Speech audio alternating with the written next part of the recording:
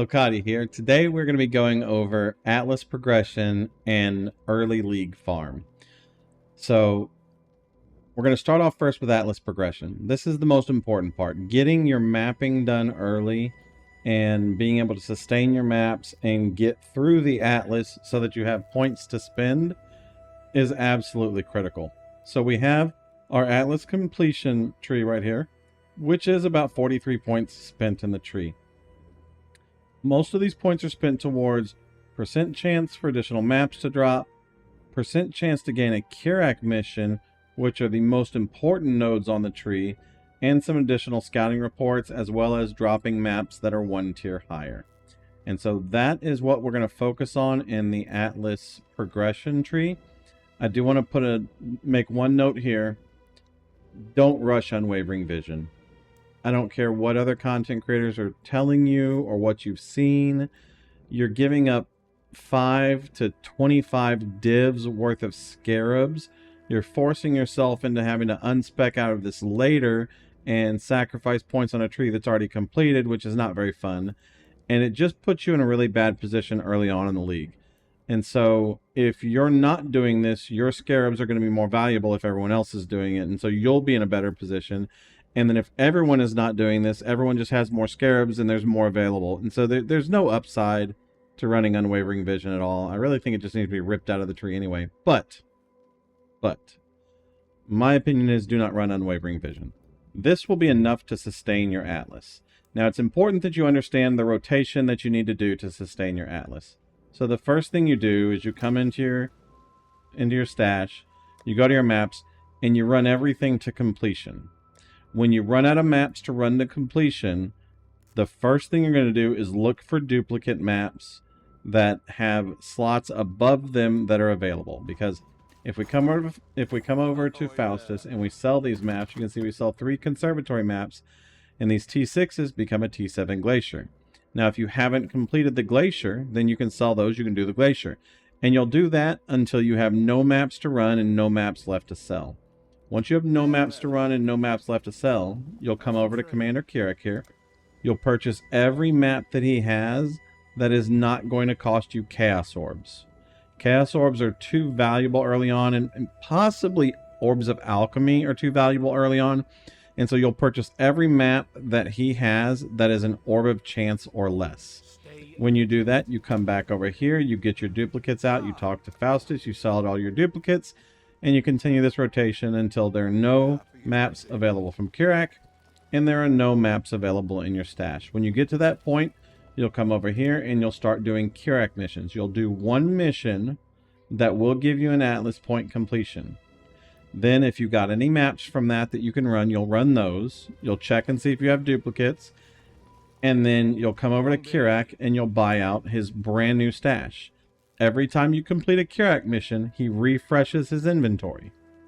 And you'll buy out his stash, you'll check for duplicates, you'll run those maps, you'll come down here, you'll do your next Kirak mission, and so on and so forth. If you're smart about how you do this, it is very unlikely that you'll have any issues with your map sustain with the Atlas provided. In the event that you do have any issues, check trade, see if anyone wants to trade with you. If you've got friends, whisper them. There's a lot of options. But if you're following the Atlas tree and you're following the strategy, you shouldn't have any issues. Now, once you are done with the Atlas tree, you've got these 43 points that you need, you can start putting points in towards a farming strategy. Now, I recommend the first one that you do is a Harvest Essence Hybrid. This Harvest Essence Hybrid ends up being a very, very strong strategy early on for generating a ton of currency. This is what the tree looks like, with obviously a heavy focus on harvest and a heavy focus on essences. It costs you no scarabs. You can do this on white maps. Everything from T6 up is going to give you the exact same currency as every other map that you do. Now, your starting essences with no scarab are just going to be screaming and shrieking essences at the best. But even those are typically going to be selling for 1 chaos a piece early on. And so if you can get 2 or 3 essences out of a map, you can get 1 or 2 screaming and shriekings out of a map, you're going to earn an extra 1 to 2 chaos per map. You're also going to earn anywhere from 2 to 3 chaos and harvest juice per map that you run. You're just going to keep banking all this as you're going through the Atlas, and you're going to spread out your initial tree and start taking the nodes that are necessary to pull this over. Now, if your map sustain is good enough, you can start unspecking out of your Kirak nodes so that you can switch this over fully to an Essence Harvest. And this will take you through the rest of the Atlas so that you can get all of the points that you need and also generate a ton of really early game farm, which is very important. Once you've completed this version of the tree, you can switch over to a T6 Crystal Resonance plus Shrines. Crystal Resonance is going to make it so it essentially doubles the number of good essences that you get, roughly. It makes it much more challenging. So we add in Shrines so that you can have a little bit of a boost to your damage, as well as the ability to get through the map faster. But Crystal Resonance makes it much more difficult because the boss is now going to be empowered with all the essences that you collect prior to encountering the boss. But it is a nice little boost to your total essence currency per map. Once you are far enough along, you can move over to the 112 point passive one. This again is low budget, so no scarabs, white maps, T14 specific. Crystal Resonance bosses can be a little sketchy, so if the bosses are a little too hard, you can pull Crystal Resonance off. But adding in Destructive Play gets you very, very important Maven currency. Maven currency sells very, very well early on in the league. Day 1, Day 2, there are a lot of people needing Maven carries because they can't get their stones. People are buying the maps, the Maven writs, and so you can farm up a ton of currency just by adding Destructive Play in and running this on a T14+. Harvest and Essence are still adding to that currency, and Shrines make it a little bit easier. Now this will get you through like all of the Atlas. You're going to do this as you're completing maps and generating currency. Once you're far enough along, you can start investing in your farm. The first farm that I recommend you do is Essence focused with Shrines and Nico, mid-budget with Scarabs at 117 passives. This is set up to run T6 or higher white maps with full self-sustain. Now, in my experience, I had no issues at all. I would almost always get 1 to 2 maps out of every map that I completed. You need to full favorite the map of your choice. So all of your favorite maps need to be the maps that you're running, because this is going to run singular focus. Get it pulled up here. So this is going to run singular focus, but you've got a ton of extra map drops in here with your essence farm. And so this will allow you to do, for example, City Square, which is my favorite one to run it on. City Square is good because it has 3 bosses. Crystal Resonance spreads out the essences among the 3 bosses. The 3 bosses are easier to kill than 1 boss with all of the essences on him. And it has a really good layout that I have a good memory, a good muscle memory for running the map. And so I can do it very quickly. With singular focus and all of your maps sustain, every City Square you run will drop 1 to 2 City Squares. And so you'll be able to just continuously run them. There's probably not going to be a lot of people bulk selling maps early on, and so having a self-sustain is very important. And so that's why we have self-sustain in here. Now, typically, early league essences, day 1 or day 2, you're probably not going to want to sell a lot of deafening essences. You're going to want to just start banking those. Around day 3, they become very valuable. On the average, this essence farm right here is going to net you between 10 to 20 divs worth of currency per hour. That is absolutely realistic numbers on it. If you're a blaster and your character's flawless and you're just great at the game, maybe you'll make more. If you're slow, distracted, or something else, then you may make less. But it's 10 to 20 div consistently. And Essence last season was one of the most profitable low budget farms because people were so accustomed to Recombinator from Settlers that they ended up switching back to Essence crafting when Recombinator got nerfed. And then mid-league, we discovered Recombinator can guarantee fractures, and then Essence fracture crafting became critical. And so Essences were profitable the entire league, and I expect that to remain the same through this league. Now, the Scarabs you're going to run are 4 Essence Scarabs and 1 Essence Scarab of Ascent. The Ascent makes sure that shriekings become deafenings, and then 4 essences just make sure more essences are on the map. This is not for weak characters.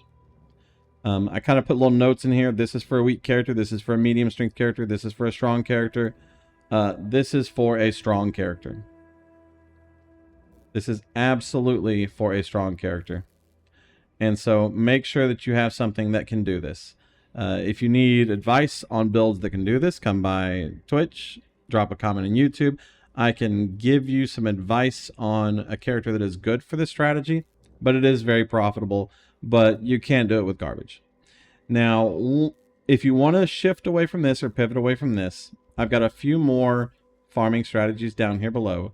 Harvest T16 plus Shrines is phenomenal. I prefer Cornucopia versus Awakening and Crop Rotation. I've done so much harvest farming. Hundreds upon hundreds upon hundreds of hours of harvest farming. I have noticed no average per hour difference between Cornucopia and Crop Rotation. So I prefer Cornucopia because it is a lower initial investment and it's going to net you the same per hour.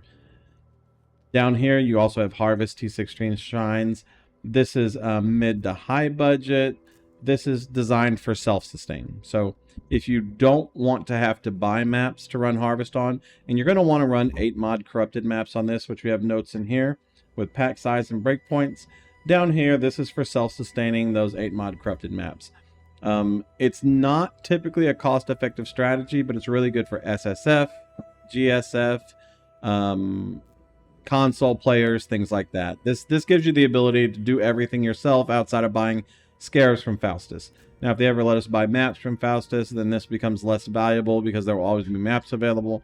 But as such, we're stuck with having to buy maps on regular trade. Asynchronous trade could make this less important. I hadn't thought about that. But if you want to sustain your own maps, this is an option for that. I have Eater and Exarch focus trees, depending on whether you prefer Eater shrines or prefer Exarch shrines. Like if you're Frenzy Charge, Power Charge build with low resistances, you probably want to do Eater. Exarch is better if you want to farm Embers, which sell more than Ichors. It just depends on which one you want to go with. And then the last strategy would be stack decks. This is not a day 1, day 2 strategy. Stack decks don't really become valuable until about day 7. Now, at day 7, this becomes a phenomenal farming strategy. It's brainless. It's straightforward. It does require a very strong character. And a lot of times specialized characters, because proximity shields kind of break a lot of different builds. Like you can't bring a Deadeye Lightning Arrow into a stack deck map. You'll just be dead every map. But it's incredibly profitable. 15 to 30 div an hour, depending on the price of stack decks and how fast you farm. Very, very low investment to get into it. You can run any map you want, but 8 mod corrupted maps with high quant and pack size are preferred. And so this is absolutely where you want to go. Now, thank you very much for watching. If you enjoyed this content, please like, subscribe, drop a comment down below. As a reminder, I'm happy to offer one-on-one support for any of my builds. Just come by Twitch during any live stream time. Thank you very much. Peace.